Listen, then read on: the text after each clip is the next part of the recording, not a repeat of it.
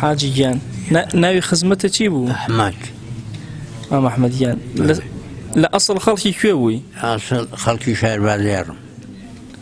شارباژێر چەند ساڵە لێرەی؟ وەڵای تەقریبی 55 ساڵە 55 ساڵ ئەی ماشاءالله یەکەم جار چۆن هاتیتە ئێرە؟ وەڵای یەکەم جار نسیبەکە بەڵێ مامۆستا بوو پیانەگوی مەلا سێژنە مەلا محەممەد نازام دەیناسییان ناوەڵە بە خزمەت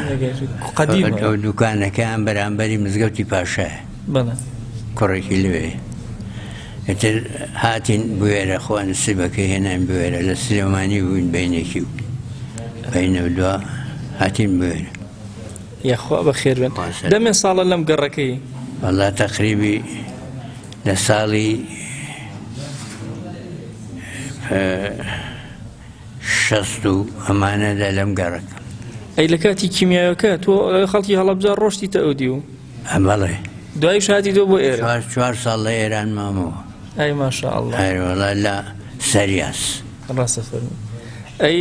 ئەولادەکان چەند مناڵە هەن؟ قوربان 3 کوڕ و 2 کچم هەیە ئەی خوانیان بڕێ خوا ساڵحیان کە پێنجیش مامەردووە ئینشاءالله هەموویانەوە لە بەهەشتا شەفاعەتکاری جەنابتن ئینشاءالله ئەی دەمێکە ئاموشوی مزگەوتی شافعیەکەی هەروەڵا لە زمانی مامۆستا مەلا حەلی و مامۆستا مەلا عوسمان هەر لە خزمەتیاندا بوو یاخوا بە خێر بێ دەچوومە خزمەتیشیان خوای گەورە لێو ڕازی بێ خوای گیان لێو قبوڵ کە ئینشاءالله ئەی یاداشتێکی خۆشی مزگەوتی شافعیمان بۆ بگێڕەوە وەڵاهی جا مزگەوتی شافعی خوانەی بڕ هەر بەرەکەت بووە و الحەمدولله تۆش هەر بەرەکەتی وەڵا هەر بەرەکەت بووە هەرمیشە جەماعەتی لێکراوە شکر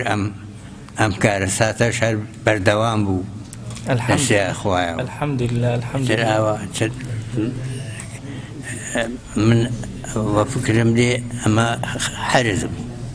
عرض بوو یەکەم کڕیمان ئەوە تەقریبی وا و 5 دینار و 10 دینار و 20 دینار و ئەو زەمانە بەڵێ ئێستاکرا بە ئەم بەرەکەتەوە الحەمدولله الحەمدولله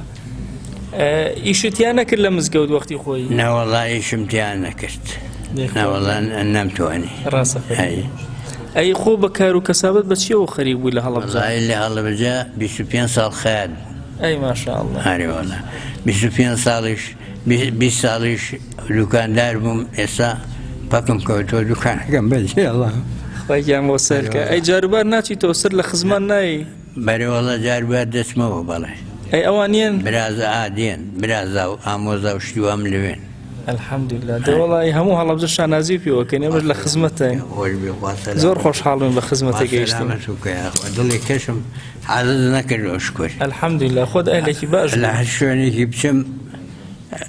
هەرمەتم دەگرێت الحەمدولله خوا ئینشاءالله لە قیامەتی شەهر حرمەتدارەوی بە ئیزنی خوا لە بەردەم خوایە وەڵڵا تر ماڵیان خواردم ماڵی کەسم نەخوارد بەگەر نشیم ئازا کردوون ئەی خوا لێو ڕازی بێ دێ وەڵڵا ئیتر هەر ئەوە بەسە بۆ بەهەشتە خوا جەزا بات خەیات بووم هەبووە کابراس پتۆدی ساحب 10 ساڵات بۆ پتوێتی بەیانی مەعاش وەردەگرم و پارەکەت بەدێن ئێستا هەر پارەکە دێنی تمگەردنی ئازابی قەیداکردنی ئازاکە و ئیتر خواگیان ئینشاءالله تۆژە بەخشێ بە حەول و قووەتی خۆی خوا لێو ڕازی بێ یا ڕەبی زۆر خۆشحاڵ بووم هەر حەزم کرد ئەوە شتێکمان بمێنێتەوە وەکو یاداش لە مزگەوت وەڵڵا من تۆم زۆر خۆش خۆی ئێمەش تۆمان خۆشەوی هەموومان خوای گەورە لێو ڕازی بێ بەسێ ماچەکەین یاخوا مۆفەق بێ ئینشاءالله مام ئەحمەدیان خوا لێو ڕازی بێ ئەی حەجی نەکرد مام ئەحمەد؟ حەجم نەکرد بە ئیرادەی خوا 2023 دانابووم ئەتر خوا وای کرد سوسریەکە نەما 2000ەکەم فەوتە ڕاستە فەرمووی ئەرێوەڵڵا هەتا پێیا گەیشتم گۆڕیمەوە بە فەوتە ئێتر نەما عومرەشم نەکرد؟ عومرەشم نەکرد ئینشاءالله خوا بۆ سەهلەکە ئینشاءالله خواگیان بۆ سەهلەکە خوای گەورە سەلامەتیکە ئینشاءالله ئیتر پێم خۆش بوو بەڵا سەرخوا هەڵبەت خوا بە نسیبی نەکەم مادام لە دڵتا هەیە هەر بۆ میسرا لە دڵمدا هەیە الحەمدولله الحەمدولله هەروەڵا ئێستا ئەگە داخراوە گریانم بەدێچێ خوای گەورە ئەگە داخراوە ئەو شوێنە ڕاستە فەرمووی شغل ئیمانە خوای گەورە جەزا باتەوە خوای گەورە جەزا باتەوە زۆر خۆشحاڵ بووم خوا سەلامەتکە ئینشاءالله دەسە ماچەکەم یاخوا خوای گەورە سەر بەرزەکە ئینشاءالله سەلامەت بێ خوا عەفوکە یا ڕەب سەلامەت بسم الله الرحمن الرحيم.